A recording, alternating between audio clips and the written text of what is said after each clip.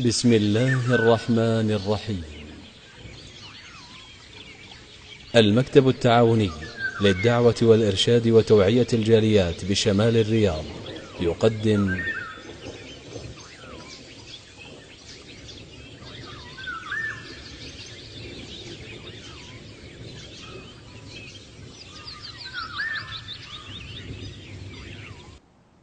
أعوذ بالله من الشيطان الرجيم. بسم الله الرحمن الرحيم.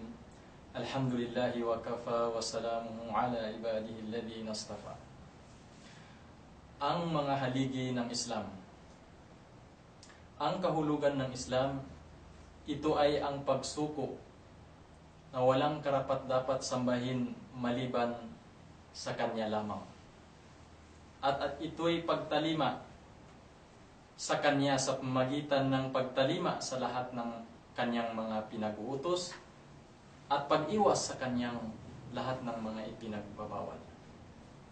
Ang unang haligi ng Islam, ito ay tinatawag na testimony of faith, pagsaksi. Ikaw ay sumasaksi na walang Diyos na dapat sambahin maliban sa Allah lamang.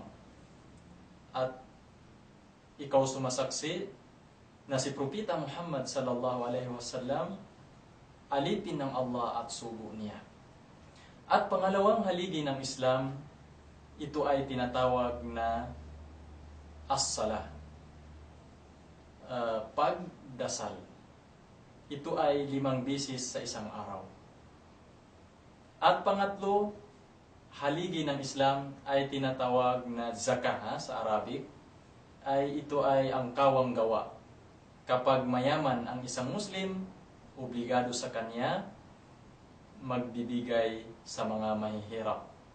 Ayon naman sa limitasyon ng Islam. Hindi naman lahat ng may pira kailangan magbigay. May mga limitasyon na ito umabot ang pira mo, ganitong kalaki, kailangan magbibigay ka sa mga mahirap. May mga kondisyon. At pangatlo, sa haligi ng Islam ay ang fasting. Pang-apat, ika-apat, ang haligi ng Islam ay ang pag-aayuno. Ito ay obligado sa lahat ng Muslim. Ang kanyang reliyon ay Islam. Mag-aayuno sa buwan ng Ramadan.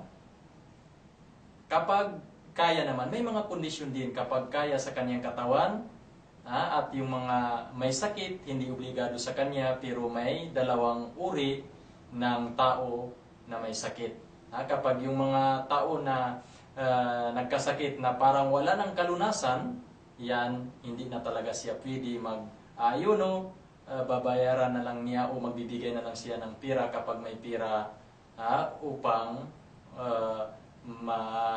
itunay niya yung pag-ayuno niya. Halimbawa, magpakain siya ng mga mahirap. Yan. At yung mga tao naman na may kalunasan pa, sabi ng Allah sa Quran, ang kahulugan, mag-ayuno siya sa ibang araw. At ang pinakalas na haligi ng Islam ay tinatawag na pilgrimage.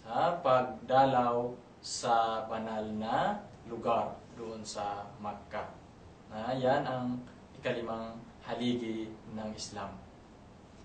Kapag wala iyan sa isang Muslim, hindi siya matawag na tunay na Muslim.